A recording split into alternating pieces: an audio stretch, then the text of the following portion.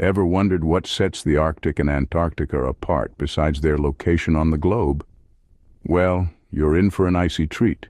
The Arctic, situated at the northernmost part of our world, is essentially a frozen ocean, hugged tightly by continents. It's like a chilly bowl of ice soup, if you will.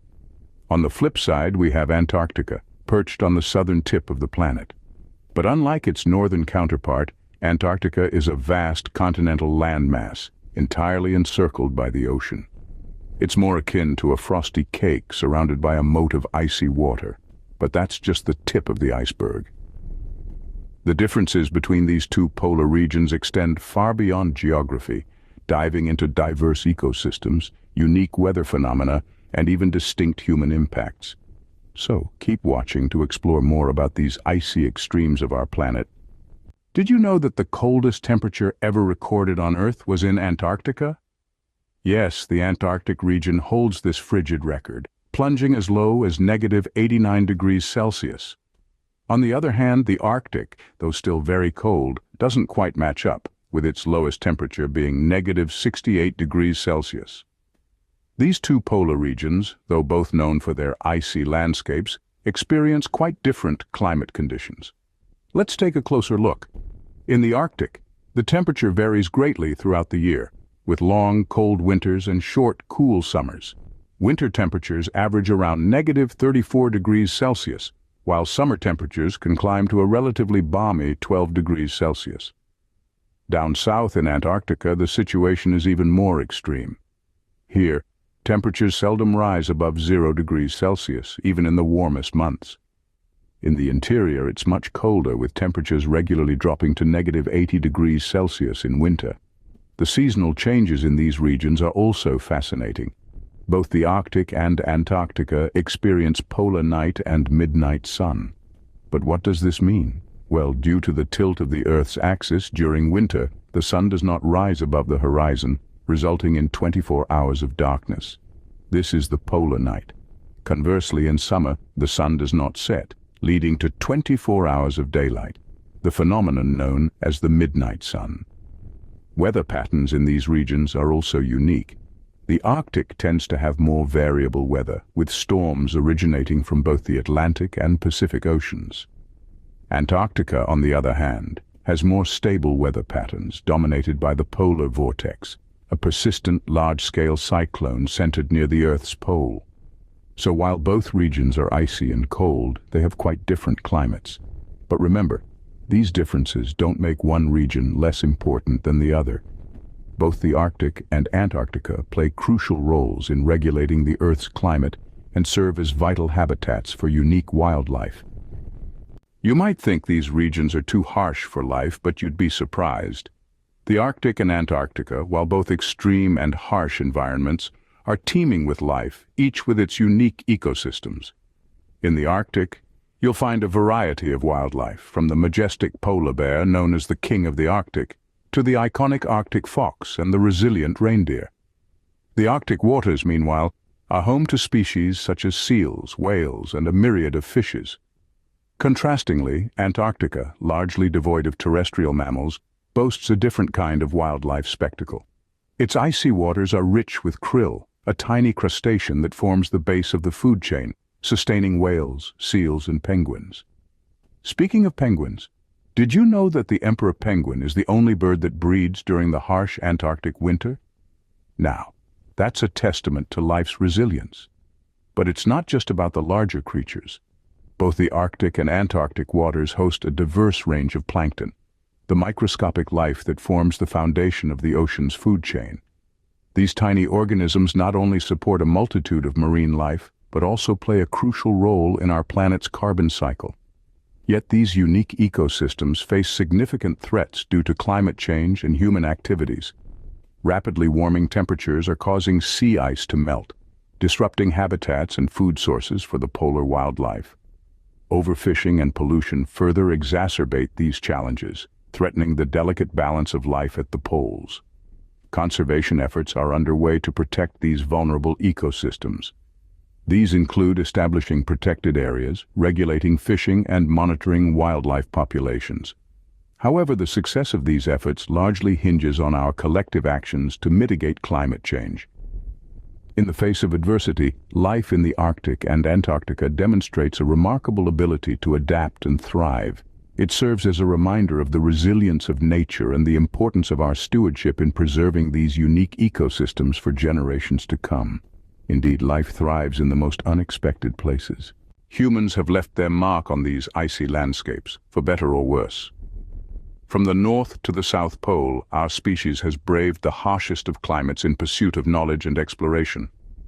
The footsteps of intrepid explorers echo in the annals of history, with the Arctic and Antarctic playing host to many a daring expedition. In the early 20th century, figures like Roald Amundsen and Robert Falcon Scott raced to conquer the South Pole, their journeys fraught with peril but also filled with discovery. Meanwhile, the Arctic has been a site of human exploration for much longer, given its proximity to inhabited lands, with indigenous communities navigating its icy expanses for thousands of years. But the human footprint extends beyond exploration. Scattered across the white expanses of both poles, research stations stand as testament to our scientific curiosity. These outposts, manned by dedicated scientists from around the world, enable us to study everything from climate change to cosmic rays, offering invaluable insights into our planet and beyond. Yet, alongside our thirst for knowledge, human activities have also brought about considerable change to these pristine environments. The consequences of global industrialization are felt even in these remote corners of the Earth. Pollution, often carried by wind and ocean currents, contaminates both the Arctic and Antarctic, threatening the health of local ecosystems. Moreover, the allure of these icy realms has sparked a surge in tourism, particularly in the Antarctic, where the number of visitors has increased exponentially in recent decades. While this brings economic benefits and raises awareness about the importance of these regions, it also poses challenges to their conservation. The footfall of tourists can disturb local wildlife and put pressure on the fragile ecosystems that exist here. In essence, the poles serve as a stark reminder of the interconnectedness of our world. Our actions, no matter how far, can have profound impacts on these distant icy realms. As we move forward, it's essential that we tread lightly, ensuring that our quest for knowledge and adventure does not come at the expense of these extraordinary places. Did you know that no country owns Antarctica? Quite the conversation starter, isn't it? This vast expanse of ice and snow at the bottom of our planet is governed by an international treaty system that prohibits military activities, mineral mining, nuclear tests, and nuclear waste disposal. It also supports scientific research and protects the continent's ecozone. That's right, Antarctica is a land of peace and science. But what about the Arctic? Well, the Arctic is a different story. Unlike Antarctica, the Arctic is not a no-man's land. It's an ocean mostly, surrounded by territories of sovereign nations like Canada, the United States, Denmark, Norway, and Russia. And each of these nations has a certain claim to the Arctic, governed by a complex set of international laws. Now let's talk about conservation efforts. Both the Arctic and Antarctic regions are fragile ecosystems, experiencing the effects of climate change in real time. International agreements like the Antarctic Treaty System and the Arctic Council's agreements aim to protect these areas. But the effectiveness of these treaties is a subject of ongoing debate, as the threats from climate change, pollution, and overfishing continue to loom large. And then there are the geopolitical interests. With the melting of Arctic ice, new shipping routes are opening up, and with them, a scramble for resources. The Arctic is believed to hold a significant portion of the world's untapped oil and gas reserves, making it a hotbed for geopolitical tension. Antarctica, on the other hand, is rich in resources like coal and oil, but mining is currently prohibited.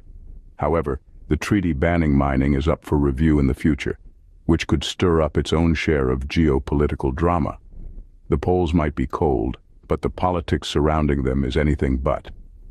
So the next time you think of these icy wildernesses, remember, there's more to them than just penguins and polar bears. They are also arenas where the future of international law, conservation, and resource management will play out. The future of these icy regions is more uncertain than ever. As we look ahead, climate change looms large over both poles.